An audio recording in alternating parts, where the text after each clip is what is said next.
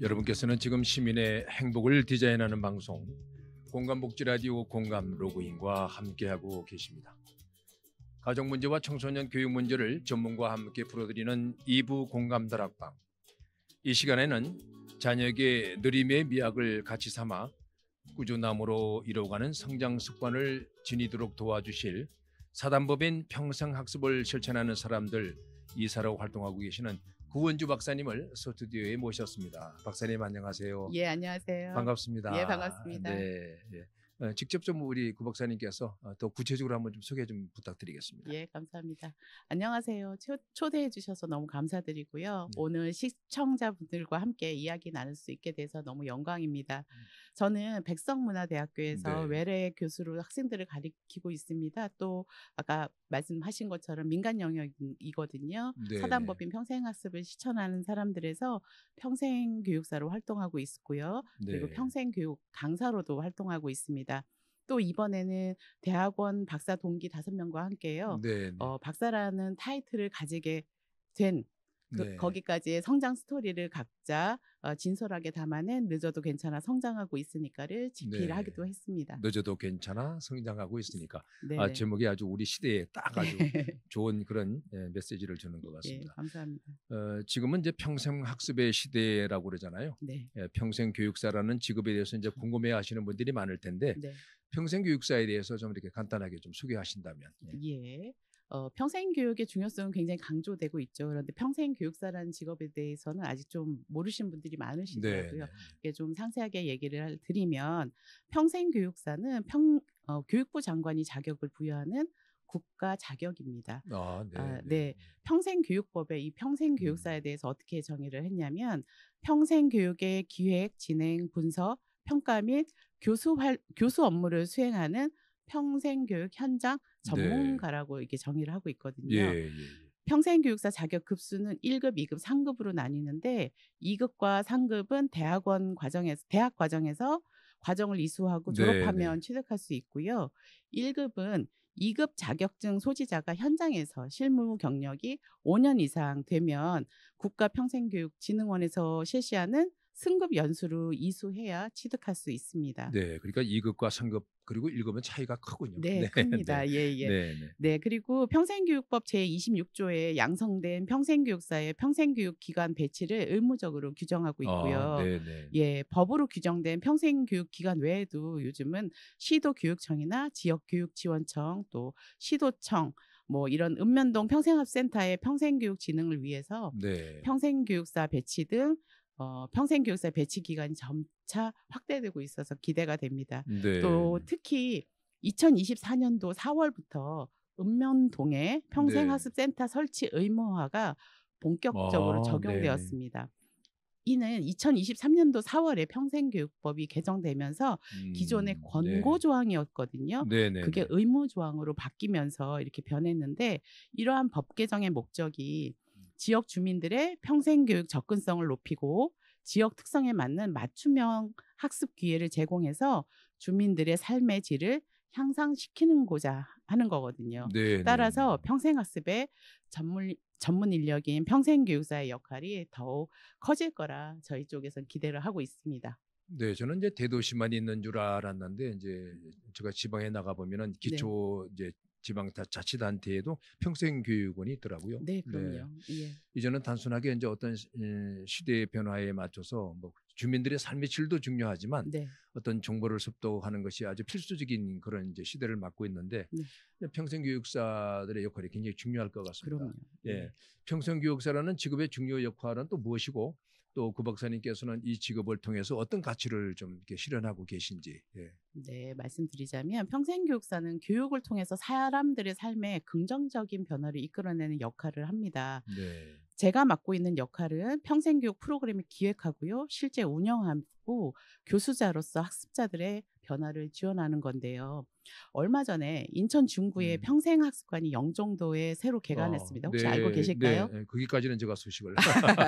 예, 4월 25일이죠. 바로 전주에 금요일 날 시행이 개관을 했는데 많은 내외빈 및 그 중구 주민들이 참여해서 성황리에 마무리가 됐습니다. 네. 이번 행사는 중구청 평생교육과의 의뢰를 받아서 저희 네. 단체에서 진행하게 됐고요. 네네. 제가 실무진으로 담당자로 네. 참여해서 전체 진행을 맡아 운영을 했습니다. 보통 개관식은요 행사 전문 업체가 맡는 경우가 그렇죠. 대다수입니다. 예, 그렇죠. 네. 그쪽에서 평생교육과 쪽에서 그쪽에 트라이를 하셨다고 하시더라고요. 그런데 이번 행사는 조금 차이가 있습니다. 실제 네. 평생학습관에서 운영되고 있는 제공되고 있는 프로그램 일부를 시민들에게 직접 선보이고 체험하게 네. 해서 네. 평생학습에 대한 동기를 좀 높이고 참여를 촉진하려는 특별한 의도가 좀 담겨 있었거든요. 네. 그래서 이와 같은 행사를 기획하고 진행하기에는 평생교육에 대한 깊은 이해가 필수적이었습니다. 그렇겠죠. 네네. 네. 그리고 평생교육사로 저희 단체가 평생교육사로만 되어 있습니다. 음. 그래서 그 역할을 맡을 수 있었고요. 또한 작년에 저희 인천 중구에 성과 공유회를 네. 학습 동아리와 평생교육 기관 관련자들이 오셔서 성과 공유를 했는데 그것도 저희가 성공리에 진행한 경험도 있어서 이러한 것들이 모여서 저희가 이번 행사에 선택된 주요 요인이 되기도 했다고 네. 생각합니다. 네. 기본적으로 이제 네. 보통 이제 이런 형식을 거칠 수 있는 의전 절차를 거치는 네네. 이런 행사들은 보통 이제 이벤트 회사를 그죠? 하는데 네네. 굉장히 의미가 있을 것 같아요. 네네. 그 내용을 알고 있는 분들이 몸소 체험했던 것들을 그대로 드러낼 수 네네. 있으니까 우러날 수 있기 때문에 참 좋은 것 같습니다. 네, 네. 그렇습니다. 이러한 경험들을 통해서 평생교육사로 역할이 단지 교육을 제공하는 데 그치지 않고요. 네네. 시민들이 성장하고 또 거기에 따라서 지역이 함께 발전할 수 있도록 돕는 데 중요한 역할을 한다는 것을 다시 네. 한번 실감할 수 있었거든요. 네. 저는 평생교육사로서 사람들이 끊임없이 배우고 성장할 수 있도록 돕고 그 과정에서 얻어지는 변화를 지켜보는 것이 평생교육사로서 가장 큰 보람이고 가치라고 생각합니다. 예, 저희 가족이 그 평생 교육을 아주 철저하게 실천하는 가족들인데 네. 저도 이제 60대까지 학교라는 곳을 다녔으니까 그러니까 일생을 통해서 이제 학습을 한다는 그런 생각을 갖고 있는데 저도 평생 교육에 아주 상당히 관심이 많거든요. 예. 그 평생 교육사로서 이제 활동하시면서 자신에게 어떤 변화가 있었는지 또 어떤 성장을 경험했었는지 좀 나눠주시기 바랍니다. 네. 제가 이번에 공동집필한 늦어도 괜찮아 성장하고 있으니까 그 책에 지금의 저를 한마디로 표현한다면 오지라퍼라고 제가 표현을 했거든요. 네네. 근데 이 말은 일반적으로 저희가 이야기할 때 약간 부정적인 의미, 뭐 네네. 아무 일에나 간섭하는 사람 이렇게 생각들을 하는데 저는 또 다른 의미인 타인의 작은 일에도 관심을 가지고 도와주려는 사람이라는 네. 의미도 있습니다. 그래서 네, 저는 네. 후자의 의미가 저를 잘 나타내 준다고 생각했습니다. 평생교육사로 활동하면서 저는 타인의 삶에 영향력을 미치고 있다는 것을 굉장히 실감하거든요. 네네. 처음에 저는 단순히 지식 전달하는 역할만 한다고 생각을 했는데 시간이 지날수록 사람들을 만날수록 이 평생교육이 사람들의 삶에 깊은 영향을 미친다는 걸 깨닫게 됐습니다. 예. 예를 들면 오래전인데요. 한 경력 단절 여성분이 수업을 오셨는데 자기는 전문 강사가 되고 싶으시대요. 어느 특정 영역에. 근데 얘기를 하다 보니까 이분이 그 관련 기관에 봉사를 조금 하고 계시긴 하셨는데 단기로 하시고 계시더라고요. 그래서 선생님 그러면 하고 싶으시면 그 기관에서 장기로 자원봉사를 좀 시작해보면 어떻겠느냐라고 제가 조언을 좀 드렸어요. 네. 그랬더니 용기를 얻으시고 그걸 계기로 장기적인 계속 1년, 2년 정도를 봉사활동을 하셨습니다. 그러면서 강사가 되기 위한 학습도 계속 이어나가셨거든요. 그 후에 이분은 실제 강사가 되셨고요. 지금은 명실상부하게 전국을 다니시는 명강사가 되셨습니다. 예. 이처럼 평생교육사라는 직업 특성상 그 다양한 학습자들을 만나서 그들의 이야기를 제가 듣기도 하고 또 필요한 도움을 드릴 기회가 굉장히 많거든요. 저는 그런 순간마다 저의 경험과 정보를 바탕으로 도와주려고 애쓰는데 이럴 때 저희 오지랖이 긍정적인 힘이 된다고 생각합니다. 아니 오늘 박사님 말씀 듣고 보니까 네. 그동안에는 이제 오지랖 하면은 이제 그렇게 썩 그게 뭐 상황에 따라서 긍정보다는 약간은 그래도 좀 부정적인 이미지가 좀 많았는데 오늘 말씀 딱 듣고 보니까 평생교육사는 오지랖퍼가 안 되면 안 되겠어요. 맞습니다. 그리고 다른 사람들의 그 꿈을 키워주고 네. 그 꿈을 비전으로 바꿔줄 수 있는 역할을 하는 오지랖퍼가 이제는 앞으로는 네. 긍정적인 쪽으로 우리 그 박사님 때문에 네. 많이 쓰일 것 같아요. 그러면 감사하겠습니다. 네. 그리고 그런 경험들이 쌓이면서 저 자신도 함께 네. 성장하고 있음을 느끼죠. 예, 그리고 평생교육은 단지 지식을 배우고 전달하는 걸 넘어서 삶의 의미와 가치를 더 깊이 이해하는 과정이기도 한다고 생각합니다. 네, 네. 아유, 벌써 이제 말씀 들으니까 이렇게 네. 막 그냥 에너지가 막 느껴지는데요. 네. 그러려면 이제 아직까지는 그래도 네.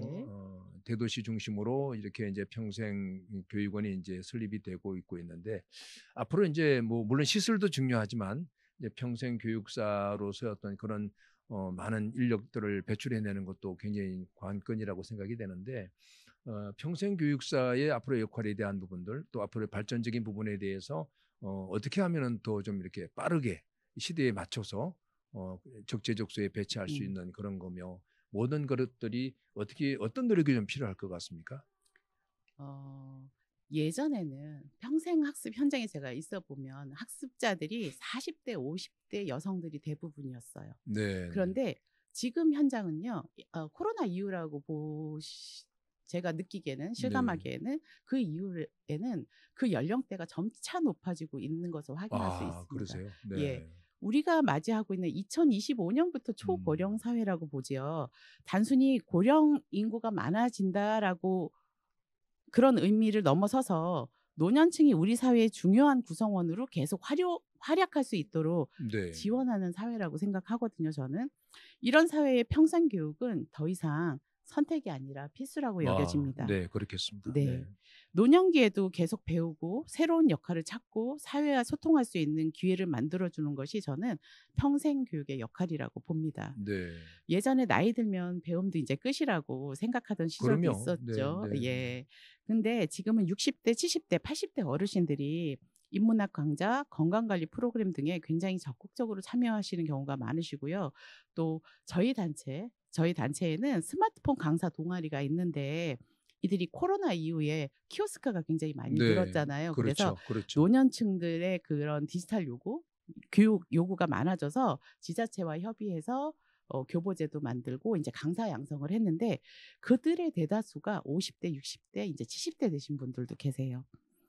왜냐하면 이 젊은 친구들이 어르신들을 교육하는 거는 좀 문제가 있습니다. 왜냐하면 그들을 노인들이 이해하지 못하기 때문에 그럼요. 네. 예, 젊은 층들이 강사로 나섰을 때와 이 만족도가 좀 다르거든요. 그래서 어느 정도 노인에 대해서 이해를 하시는 분들이 강사로 참여하시는 경우가 굉장히 만족도가 좋습니다. 네. 지금 한 3년 정도 강의를 진행하고 있는데 굉장히 만족도가 좋아서 기관들이 계속 늘어나고 있는 추세거든요. 맞아요. 저도 네.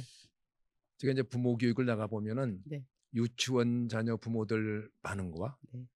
초등학교 또 다르고 중학교만 가더라도 이제 고개가 끄덕끄덕해지는데 이제 유치원, 초등학교 특히 아버지들한테 제가 네. 강의를 하면은 정말 반응이 없어요. 그렇죠. 그러니까 역으로 말씀드리면 네. 오히려 이제 어르신들을 그런 분들이 이제 케어를 해야지 공감할 수 있는 분들 네. 이해를 못하면은 아무래도 좀 전달력이 떨어지게 되고 공감 능력이 떨어지니까 그것도 굉장히 중요할 것 같네요. 네, 맞습니다. 네. 네. 그분들이요, 강의를 준비하실 때 이 스마트폰이라는 게 굉장히 업데이트가 잘 돼요. 그럼요. 많이 돼요. 네. 금방 돼. 뭐 한 달 그렇죠. 뭐 이렇게 업데이트가 네. 되니까 굉장히 공부를 열심히 하시거든요. 저도 기본밖에 안 하는데. 예. 그래서 가르쳐야 되기 때문에 공부를 네. 더 열심히 하실 수밖에 없고 그런데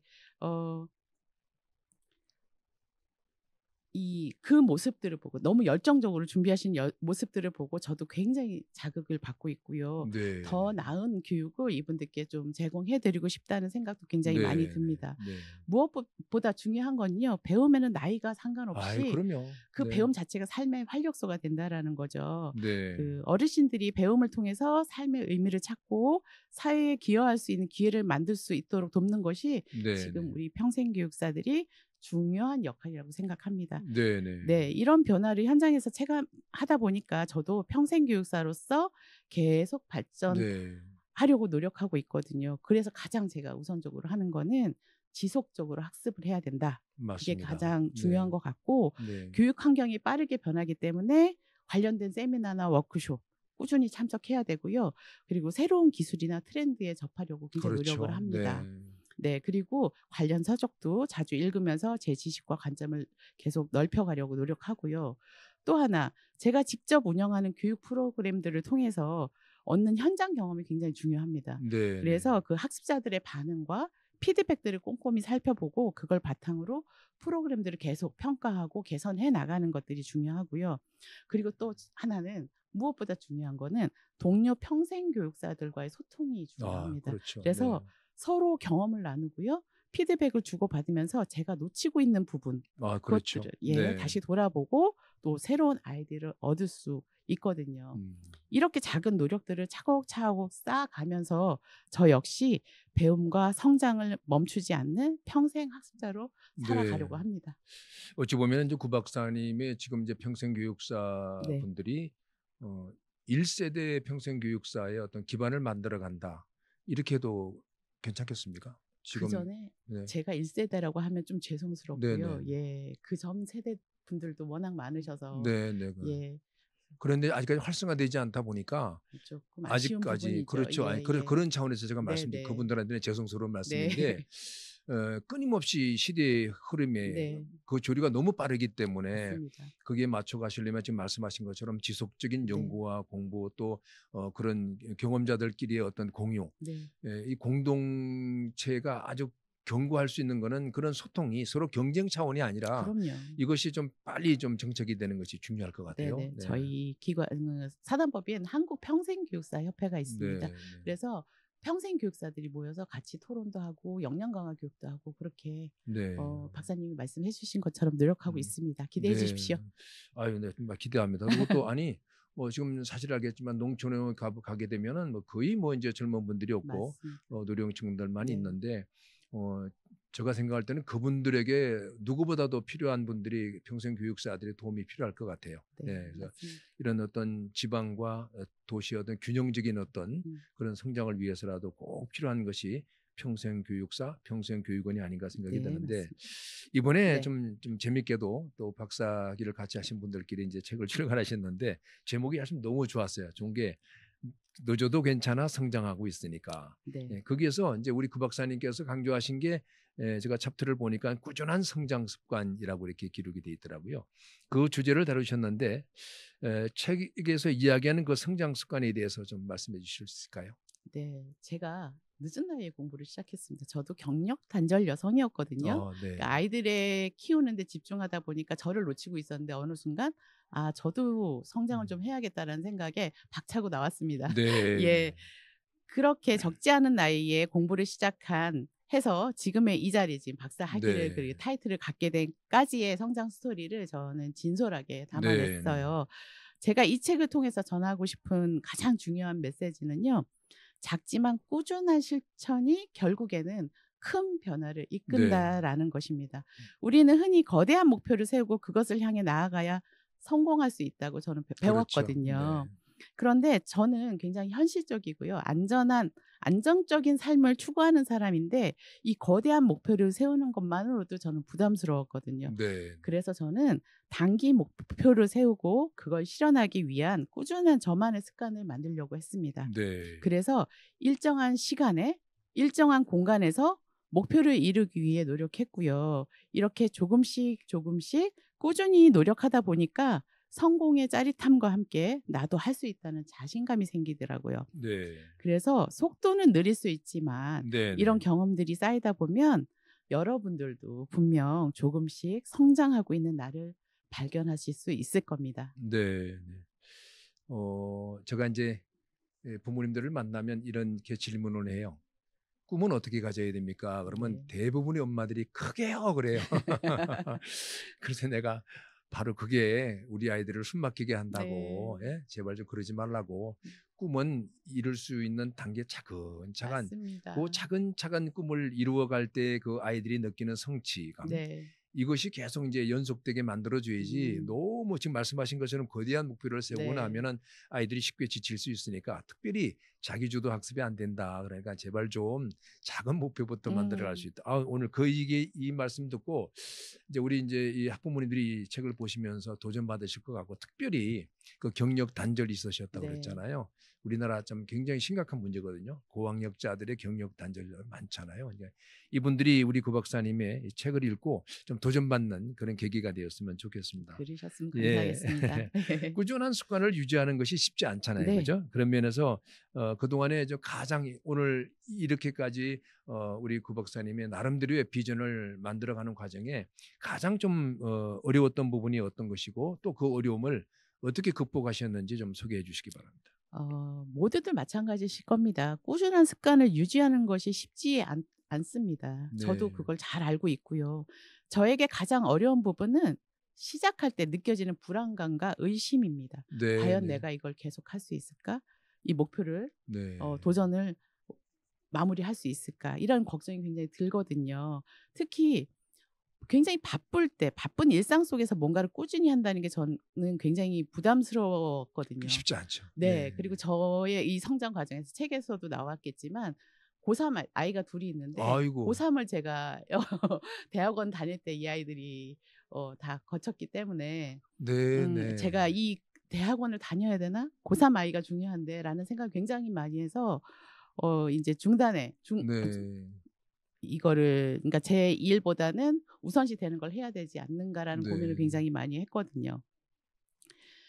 그럴 때마다 제가 가장 중요하게 생각한 게 그냥 시작하자. 네. 네. 크게 갖지 말고 작은 목표부터 그냥 하자는 거였는데요.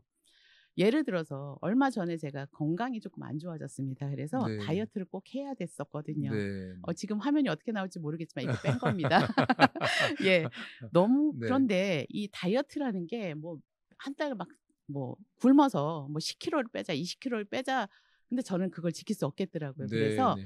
2달에 5kg를 한번 빼보자. 네, 네. 좀 그러려면 여유 있게. 예, 네, 여유 네, 있게 네. 실천 가능성을 가장 그렇죠. 중점을 네, 뒀습니다. 그래서 야채 위주로 식습관을 좀 바꾸고 그것도 아침은 가능하겠더라고요. 제가 네. 점심 저녁을 그렇게 야채로 다 바꿀 수는 없겠더라고요. 그래서 아침을 야채 위주로 바꾸고 좀 탄수화물을 줄이자는 네. 그런 목표를 세우고 실천을 했는데 2달 만에 되더라고요. 이 5kg가. 아니 그런데 예. 저는 믿어지지가 않아요. 네. 왜냐면요. 네.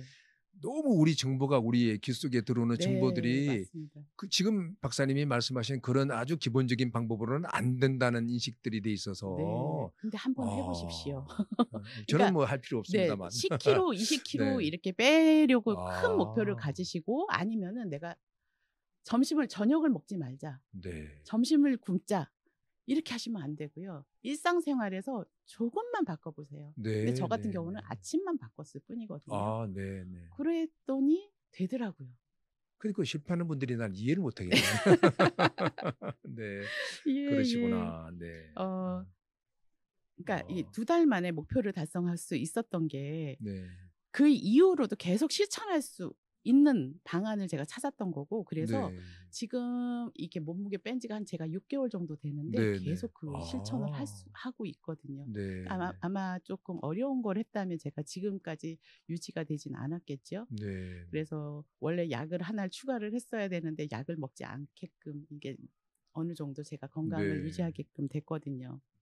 쉽게 좀 답을 하실 수 있을지 모르겠는데요. 네. 그리고 일단은 2달 성공하셨잖아요. 네. 성공하기 전에 어떤 몸의 컨디션과 이후에 어떤 지금 일상생활 하시는데 딱 느낌이 있으세요? 다르죠. 왜냐하면 제가 병원에서 살을 꼭 빼야 된다고 당뇨 전 단계가 나왔거든요. 네, 네. 그런데 제가 검사를 했을 때 당뇨가 되니까 약을 먹어라. 그래서 제가 2달만 좀 봐주십시오 했어요. 네. 그래서 다이어트를 시작했는데 2달 후에 이제 먹지 않아도 된다. 관리만 하자로 돌아섰거든요. 수치가 나타내 줍니다. 네, 네. 그러시구나. 예. 근데 제가 이런 경험을 하다 보니까 결국 중요한 거는요. 완벽하게 해내는 게 아니라 조금이라도 계속 이어나가는 게 가장 중요하더라고요. 네. 꾸준함이 중요합니다. 네. 그래서 내 꾸준한 습관을 내 몸에 체득하는 게 가장 중요하다고 생각했습니다. 네. 네. 저도 오늘 많이 좀 느끼게 됩니다. 네. 마지막으로 이 책을 통해서 시청자들에게 또 어떤 메시지를 전하고 싶으신 게 분명히 있으실 것 같아요. 네네. 어떤 메시지를 좀 전하시고 싶으세요?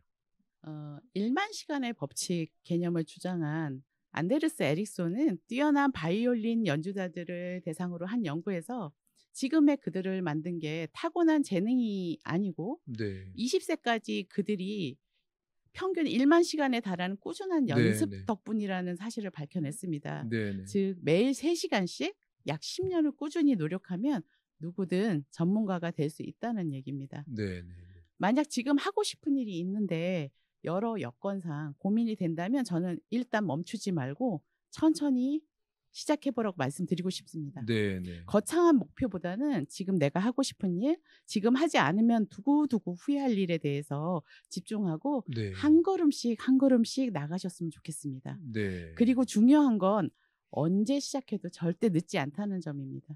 네. 매일 조금씩 나아가고 있다면, 작은 습관을 꾸준히 실천하고 있다면 그 자체가 가치롭고요. 내가 성장하고 있다는 것을 나타내는 겁니다. 네. 그러한 여러분 자신을 위해서 힘내라고, 잘하고 있다고 네. 격려해 주셨으면 좋겠습니다. 네. 감사합니다. 네. 예. 오늘 말씀 감사한 게 제가 한 30대 중반에 네. 정말 왕성하게 사회 활동하고 일할 때에 저의 정말 존경하는 멘토 한 분이 저한테 이렇게 제가 걱정이 되셨는지 너무 막 열정적으로 일을 하니까 서 선생 스텝 바이 스텝 딱 그러시더라고요. 예, 그리고 격려해 주신 말이 굉장히 저한테 힘이 됐어요. 그래서 오늘 이제 말씀 중에도 보니까 정말 꾸준한 노력, 꾸준한 성장 습관, 그것이 이제 메시지랄 거라고 생각이 되는데, 오늘 구 박사님의 이 말씀을 듣고 너무 세상을 좀 급하게 달려가시는 분들에게는 다시 한번 우리를 한번 돌아볼 수 있는 그런 좋은 기회가 되었을 것 같습니다. 오늘 말씀 감사합니다. 네, 네네. 감사합니다. 평생 교육사에 깊이 있는 경험과 철학이 많은 분들에게 큰 도움이 되었을 거라 생각이 됩니다. 계속해서 사람들에게 성장의 기회를 제공해 주시는 그런 우리 구 박사님이 되시기를 소망합니다. 네. 감사합니다.